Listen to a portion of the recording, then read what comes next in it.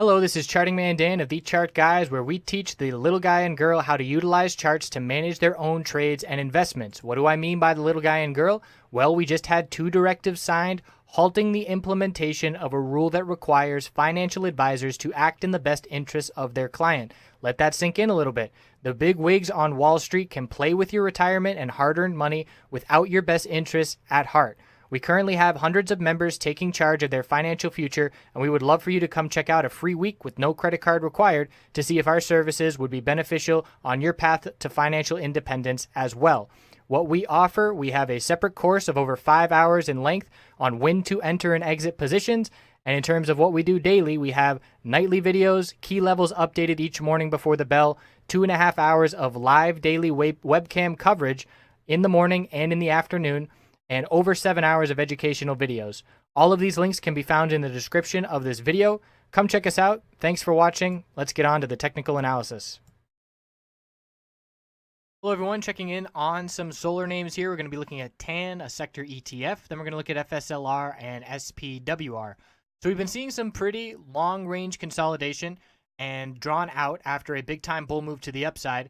So the bulls are looking for a higher low to be established to keep this uptrend going on the daily time frame, and it is time to start looking for bullish reversal candlesticks and for a move to the upside.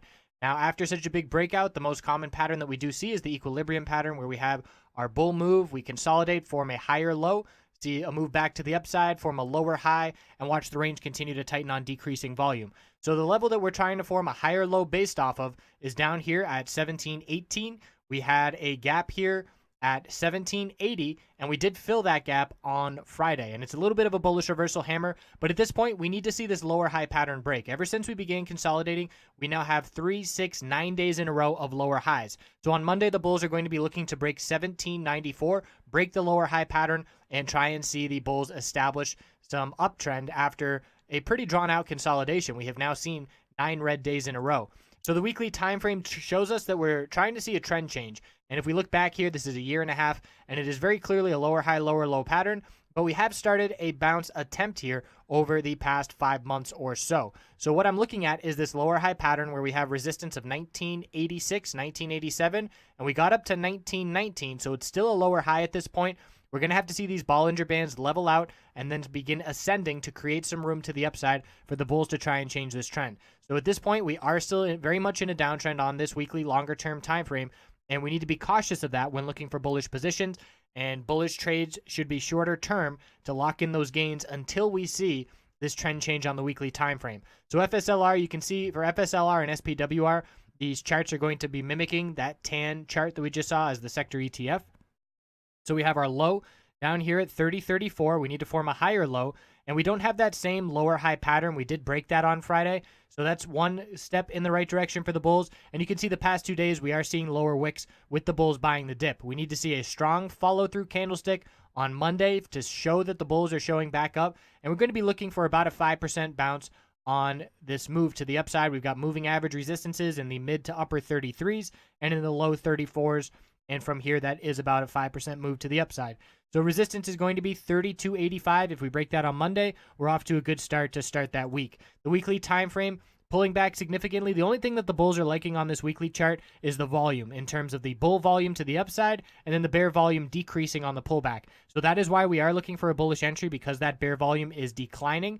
And we can see this little higher low pattern, but same thing with the long-term downtrend. We need to see the bulls break 42.90 to break the lower high pattern, as that was the high of the last bounce attempt, and we are now still setting lower highs. So looking for the beginnings of a bounce on the daily time frames, but being very patient. I've been scouting all this past week for a bullish entry on these names, and I didn't get a signal I liked, so I'm holding off and waiting patiently. For SPWR, the gains are a lot more significant, it's a lot more volatile, and it's a low cap name. So the higher low we need to form based off of 653, and we see increasing bearish volume, which is what has had me stay back here. I am looking to play SPWR over TAN or FSLR because of the higher risk and higher reward. But again, it's a very clear lower high pattern on this consolidation, and we need a solid bullish reversal candlestick, which we have not seen yet. I'm waiting for that on the daily time frame. Once we see that bullish reversal candlestick, we'll be looking at a support level from the low of that candlestick. But as of right now, increasing bear volume in the short term on the daily and still weak. I'm looking at 697 support and we need a bullish reversal candlestick before I'm interested in getting in here. So you can see here on SPWR on the weekly time frame, we've been building a nice base of support, nice and flat and drawn out here. We saw the breakout with some nice upside for a whole month, and now we're consolidating on declining bear volume. The bull volume much more significant than the bear volume on the pullback. So again, that's why I am looking for a bullish entry, and I'm going to be looking for this trend to try and change. We have resistance of 919, 926, 937. Those are our tops, and we have to break those levels in order to start breaking these lower highs and to try and turn this trend around on the weekly time frame to favor the bulls. So I'm still cautious on this weekly time frame. I'm not going to be making an entry into a trade and looking for this trend to change. I'm going to be looking to enter a trade and exit after some short-term gains to the upside once we get a little bit of a bounce here. But again, need that bullish reversal candlestick on the daily time frame before I'm interested, and I'm going to be scouting that this coming week. So I appreciate you watching. We'll check back in here on the solar sector. Have a great rest of your weekend.